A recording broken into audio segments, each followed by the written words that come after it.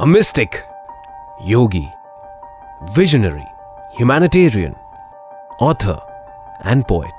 Sadhguru is a spiritual master with a difference.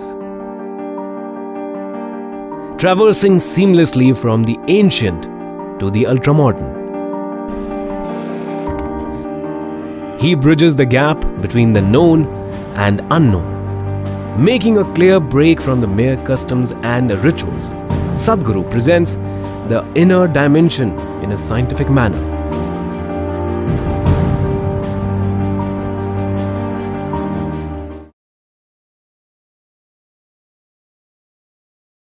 When we say life, when we utter the word life, actually when most people utter the word life, they're talking about the accessories of life. When people say my life, they mean their work, their home, their relationships, their family, their wealth, their Facebook account.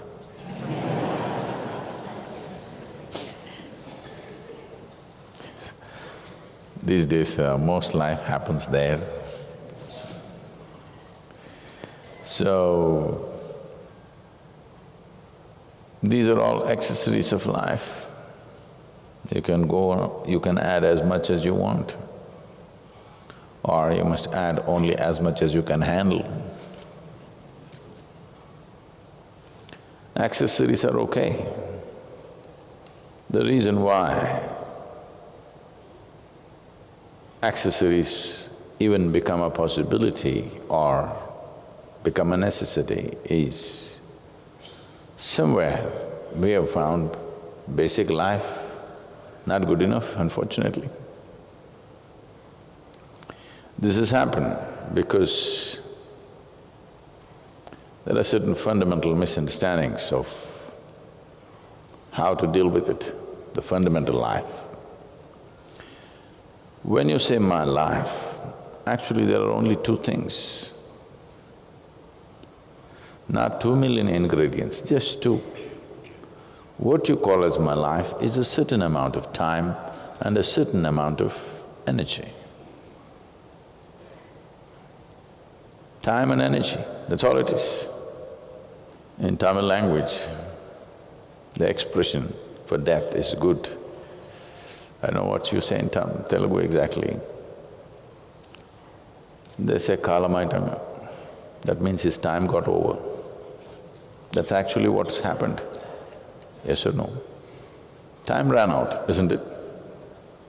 You may call it so many things, but essentially, time ran out, that's all that happened, nothing else. Yes or no? If you're watching the clock, tick, tick, tick, tick, tick, dawn. That's it, time is up. No, the great drama, the rest of the drama is only psychological. Essentially, time ran out. If time runs out, when your energies are still vibrant, it is called untimely death. If your energies ran out, when you still have time, that's called vegetative life.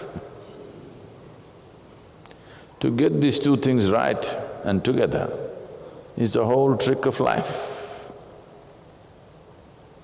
The whole dance of life, whether it's a successful rhythm or is it a pounding stone which crushes you, simply depends on how well you got these two things together, time and energy. Time, whether you are a mystic or a mistake, time is running out at the same pace. For all of us, time is running at the same pace, isn't it? Yes? Time is going at the same pace. Our experience of time may be relative, but time is running at the same pace. Our idea of time has essentially come from the cyclical movements of various aspects of life.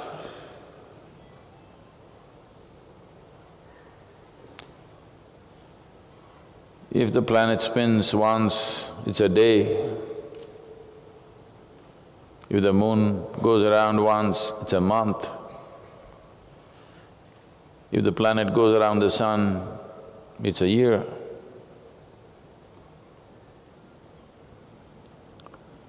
Like this, our idea of time has essentially come from the cyclical movements of various aspects of life. There are cycles within our body, there are cycles in the existence which are determining time.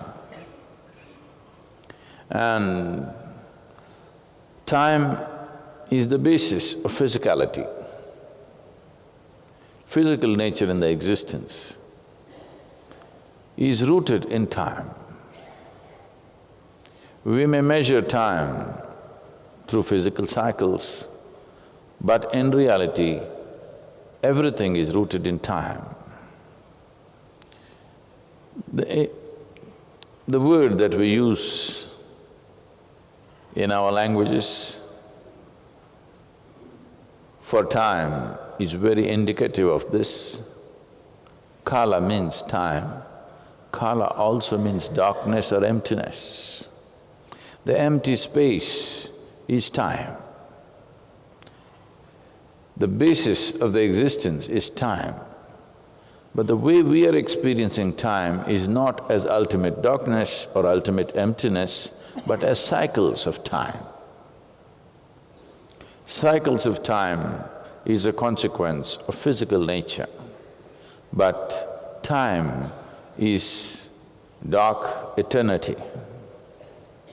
It is from that darkness of eternity or emptiness of eternity that our idea of time has spun out of it because of cyclical movements.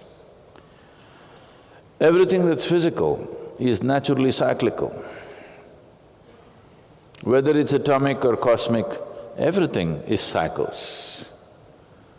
Your body has its cycles, the planet has its cycles, the solar system has its cycles, the galaxies have their cycles, the universe has its cycles, the whole cosmos has its cycles. Everything physical has cycles. Cycles means going in circles. If I tell you, you are going in circles, what does it mean to you? Not getting anywhere, that's what it means. And that's what it means. Once you're identified with your physical nature, that's what it means, that you're going in circles, not getting anywhere. The other word for this is samsara. Samsara does not mean family, okay? Family is indicative of cycles, but samsara essentially means the cycles of life. We are referring to family as samsara because it is indicative of the cycles. It once happened, a rich man built a house, big house. It's been a tradition in this country, when you build a new house, you want to welcome some sage or saint or yogi to your house. So he invited a yogi to his house. He came, they treated him well, welcomed him, worshipped him, fed him well. And then they said, please give us a blessing. The yogi said, first let your father die, after you die, and then your children die. That man said, what? We brought you into our house, we treated you like a king, fed you well, and here you say, first my father should die, then I should die, then my child should die. What is this rubbish? The yogi was surprised. What did I say wrong? Is it not good First if your father dies, then you die, then your children die. That means life is in the natural cycle. Before your father dies, if you die, that is not good. Before you die, if your children die, that is not at all good. First your father must die, then you must die, then your children must die. Is this not natural cycle of life? No. Shall I bless you? Yes. This is how life should happen, isn't it? If this cycle is broken or disturbed, it's an unfortunate life. If it goes by this cycle, it's a good life, isn't it? If our children die after us, it's a good life. If our children die before us, that is an unfortunate life, isn't it? Some of you are not saying anything.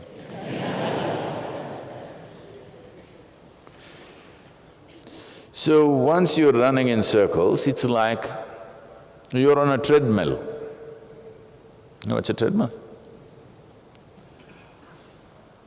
Those people who have no place to walk or no means to walk get onto a treadmill. It's a good exercise, nothing wrong with it. It is just that don't try to travel somewhere on a treadmill, okay? You will get good exercise. If you do it for long enough, even the scenery will change, but you will not get anywhere. So once you're identified with your physical nature, this is all that's happening. You're getting good exercise, doing so many things. Even if you're on your treadmill, morning becomes afternoon, afternoon becomes evening, evening becomes night, winter becomes spring, spring becomes autumn, autumn becomes winter. Scenery keeps changing. It feels like you're going somewhere, but you will not go anywhere, have no doubt about this. Because the nature of physicality is cycles. If you take an atom, it's existing only because of its cycles. If you take the solar system, existing only because of its cycles. Similarly, everything in the universe that is physical has to be cyclical. What is cyclical cannot go anywhere, it can only be right there, giving you an illusion of getting somewhere.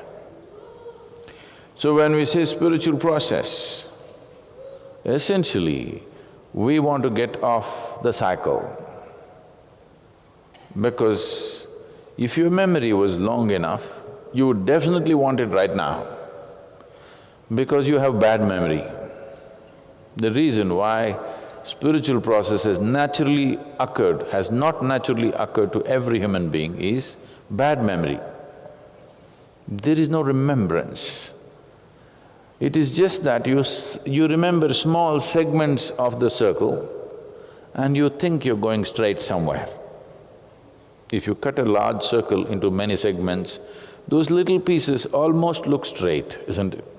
It feels like you're going somewhere, but if you have a certain sense of looking backward and seeing, you will see if you look forward, it looks exactly the same. Scenery will be different, of course. And your vision may be little dim. Yes, as years pass, vision becomes dimmer, but actually same things. So, the cycles of life, the cycles of time are a consequence now, the way you're experiencing it, of the nature of physicality which is naturally in cycles. So don't try to do much with time. If you want to do something with time, you must become a Kala Bhairava. It's a lot of work. But if you become free from physical nature, time does not bother you. Right now this satsang, instead of doing it 1.5 hours, suppose you did not have a body, we will do it for 10,000 years. Is it okay? If you did not have a body, we are going to sit here for 10,000 years. Is it a problem, I'm asking you? No problem. The only thing that is telling you time right now is your body. Already? Already telling you it's time. Only thing that is speaking of time right now is your body, isn't it? If you take away this body, time is not an issue. Only because you're rooted and identified with physicality, time is issue. If you transcend physicality, you don't have to bother about time. It's there, but it doesn't concern you. It's the energy, the life energy, which you can manage, enhance and do many, many things with. If you keep your life energies in a feeble way, then life will happen at one level. If you keep it at a certain level of intensity, then what somebody could do in 100 years, you're doing it in probably one day, because of enhancement of energy, not because of time management. You cannot manage time, it's ticking off at the same pace for every one of us right now. But what I do in 1 minute, what you do in 1 minute, what somebody else does in 1 minute is consequence to the maturity and the intensity of the energy that you carry. And there are endless possibilities with what you can do as far as your energy is concerned.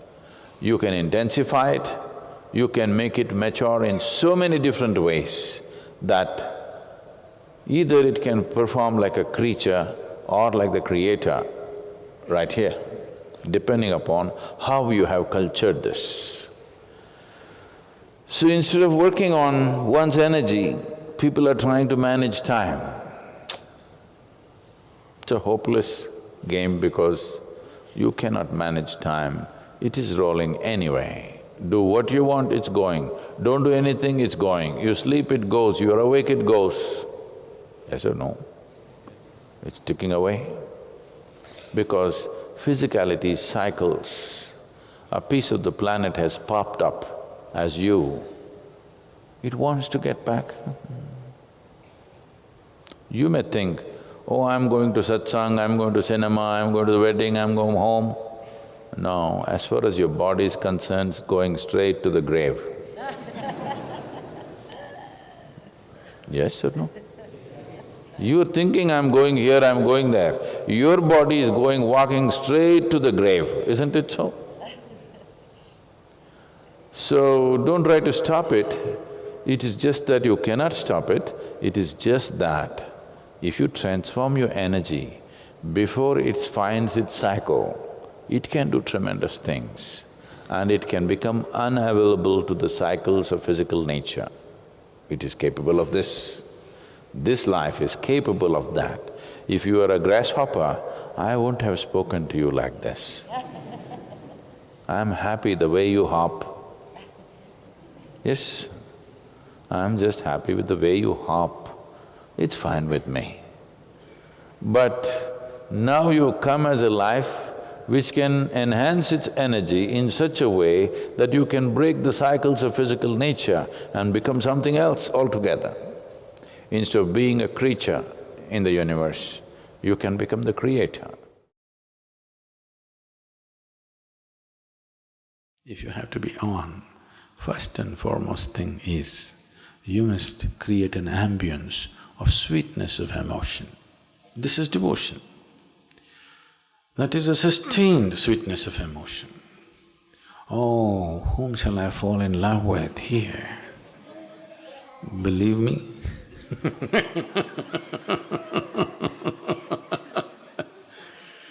even a child knows it's not going to work.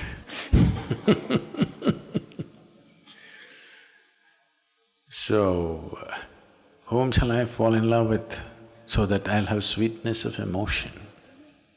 Believe me, nobody is reliable. You must trust me, I have 3 lifetimes of experience. Everybody is fine for off and on.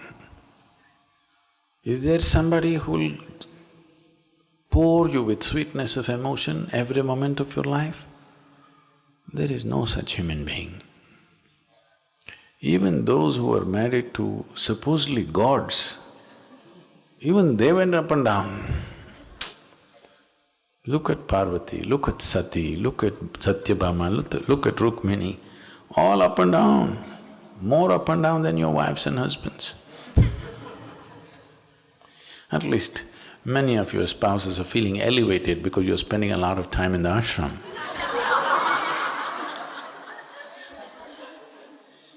Relief is a big thing. People believe with love affair, they're going to become full of love. With marriage, they're going to concretize this sweetness. Or once you have children, it's sweetness and sweetness.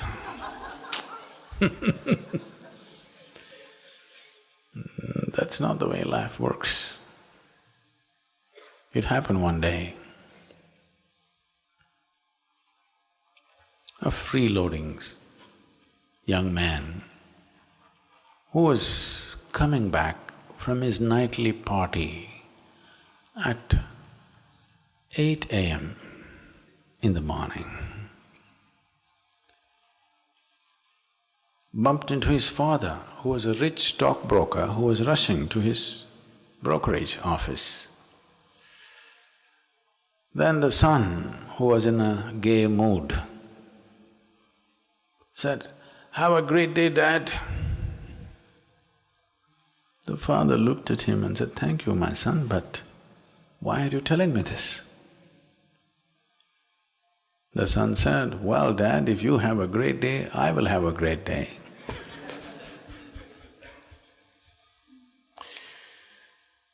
So, there are schemes inside schemes inside schemes, okay? Let's not go into that.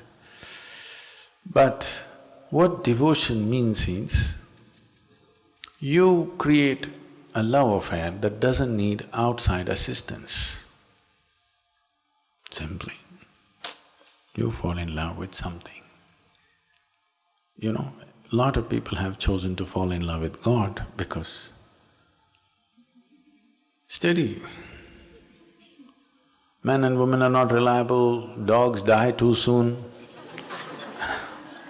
God, it's a very intelligent love affair because you can shape it whichever way you want, because a love affair is meaningful not because of what happens between two people, it's meaningful because of the sweetness that it fills you with. Now you're in love with a divine entity. If it is energetically active, it's even better because it's even responding. Or you have become receptive to what is always on.